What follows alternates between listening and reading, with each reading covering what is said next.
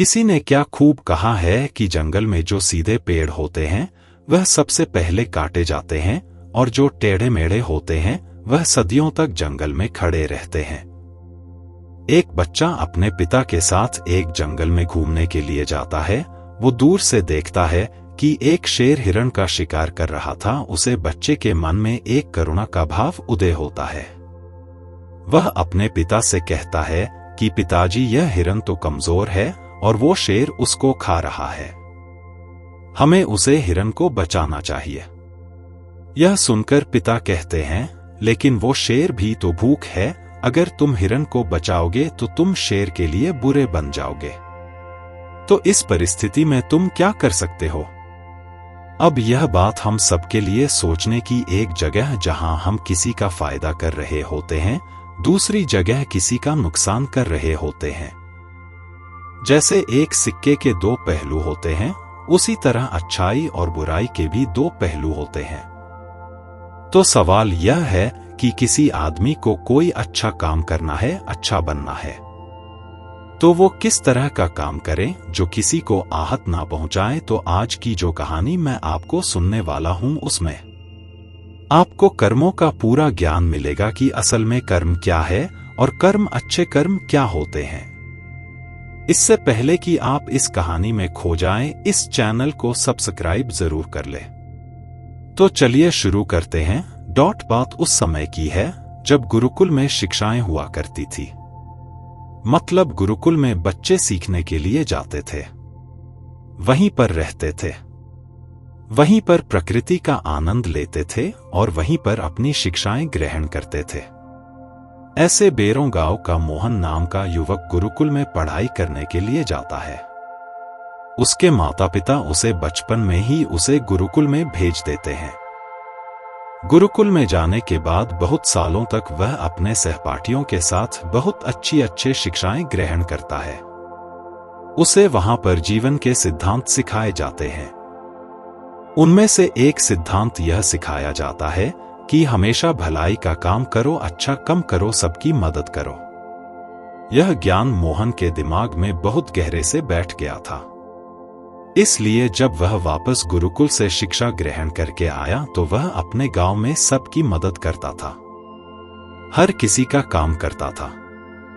कोई भी युवक उससे कोई काम करने के लिए कहता तो वो माना नहीं करता था। लेकिन जैसे जैसे समय बीतता गया, एक दिन उसने अपने कानों से छुपकर सुना कि गांव के कुछ युवक उसका मजाक बना रहे हैं।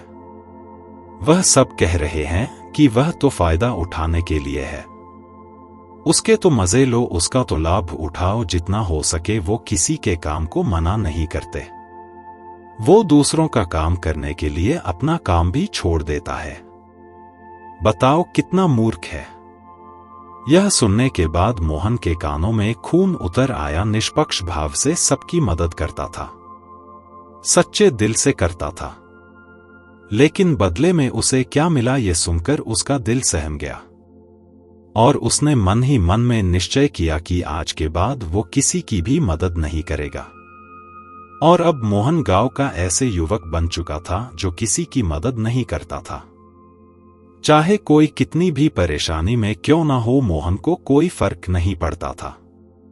मोहन का ये बदलाव देखकर सब गांव वाले आश्चर्यचकित हो गया। कल तक जो दया का सागर था, इतना दयालु था, कुछ ही समय में इतना निर्दय बन गया। यह देखकर मोहन माता पिता को भी उसकी बहुत चिंता हुई। उन्होंने अपने बेटे से पूछा कि बेटा, ऐसी क्या बात हो गई है, तुम इतना क्यों बदल गए हो? तो मोहन ने कहा, इस जमाने में किसी की भलाई करके कुछ हासिल नहीं होता। ये बात मैं महसूस कर चुका हूं। मैंने जीवन में जितने भी गुरुकुल से शिक्षाएं ग्रहण की, वो सारी शिक्षाएं बेकार चले गए हो, व्यर्थ हो गई। क्योंकि यह संसार किसी का नहीं है। यहां सच्चे दिल से कोई किसी की मदद दे, उसको बेवकूफ समझा जाता है। और यह कहते कहते मोहन वहीं पर रोने लगा और इसके बाद मोहन बहुत परेशान रहने लगा। उसके माता पिता पहले वाला मोहन चाहते थे, वही मोहन चाहते थे जो सब लोगों की मदद करता था, लेकिन उनका बेटा कहीं दूर निकल चुका था। दिन पे दिन हालत और भी गंभीर होती गई। एक दिन उनके माता पिता को पता चला कि पड़ोस के गांव में एक बौद्ध भिक्षु आया हुआ है और वो मानव मस्तिष्क के बारे बहुत सारी बातें बता सकता है। इसीलिए मोहन के माता पिता मोहन को लेकर उसे बहुत भिक्षु के पास पहुंचते हैं। जब वह उसे गांव में घुसते हैं तो एक औरत एक बौद्ध भिक्षु को बहुत जला कटा सुना रही थी। वो कह रही थी कि उनको शर्म नहीं आती, भीख मांगने के लिए आ जाते हैं, दरवाजे पर आकर खड़े हो जाते हैं और पता नहीं ऐसी क्या क्या बात है, लेकिन बौद्ध तो भिक्षु तो भिक्षा मांगकर ही खाते हैं, उन्हें तो सब कुछ सहना पड़ता है। इसीलिए वह बौद्ध भिक्षु एकदम शाम खड़ा हुआ था। उसमें क्रोध का भाव तिनका मात्रा भी नहीं था। जब उस भिक्षु को उस घर से भिक्षा नहीं मिली तो वो दूसरे घरों की तरफ निकल गया। यह सारा दृश्य मोहन भी देख रहा था। इसके बाद उसके माता पिता उसे गांव के लोगों से पूछकर उसे बौद्ध भिक्षु के ठिकाने पर पहुंचते हैं। वहां पर पहुंचकर वो देखते हैं कि यह वही भिक्षु था जो गांव से भिक्षा मांगकर वापस लौट आया था, जो गांव में भिक्षा मांग रहा था और जिसे वह औरत जली कटी सुना रही थी। उसे देखने के बाद मोहन और उसके माता पिता ने उसे प्रणाम किया और वो वहीं पर बैठ गए। उसके बाद मोहन के माता पिता ने सारी परिस्थिति उसे बयान कर दी। उन्होंने अपने बेटे का जिक्र करते हुए बताया कि यह हमारा बेटा पहले बहुत दयालु हुआ करता था, सबकी मदद करता था, लेकिन अचानक पता नहीं ऐसा क्या हुआ कि अब यह किसी की मदद नहीं करता, उसके सामने आदमी मर भी रहा होता है तब भी यह बिल्कुल उसे पानी भी नहीं पिलाता, ऐसा स्वभाव हो गया। इसका हम कुछ समझ नहीं पा रहे कि यह बदलाव अचानक से हुआ कैसे। इससे पहले कि वो बौद्ध भिक्षु को जवाब देता, वो औरत जो गांव में उस भिक्षु को जली कटी सुना रही थी, वह अपने बेटे को लेकर वहीं पर पहुंच गई और हाथ जोड़कर उससे प्रार्थना करने लगी कि मेरा बेटा बहुत बीमार है।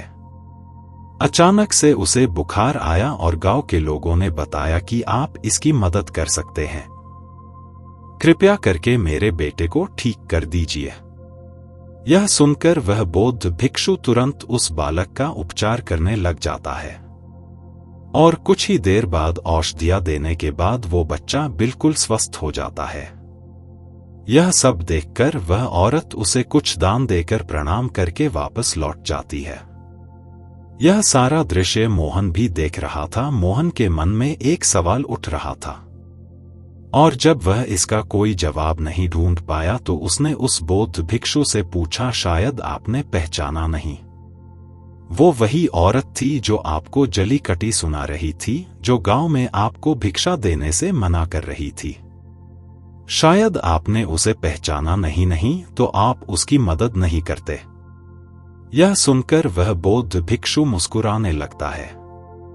उसके बाद वो बौद्ध भिक्षु मोहन को बताता है कि दूसरों की अच्छाई करने से कुछ अवस्थाओं में दुख मिलता है, लेकिन अगर तुम कर्मों का सिद्धांत समझ लेते हो तो अच्छाई और बुराई, इसके सारे भेद तुम्हारे सामने स्पष्ट हो जाएंगे।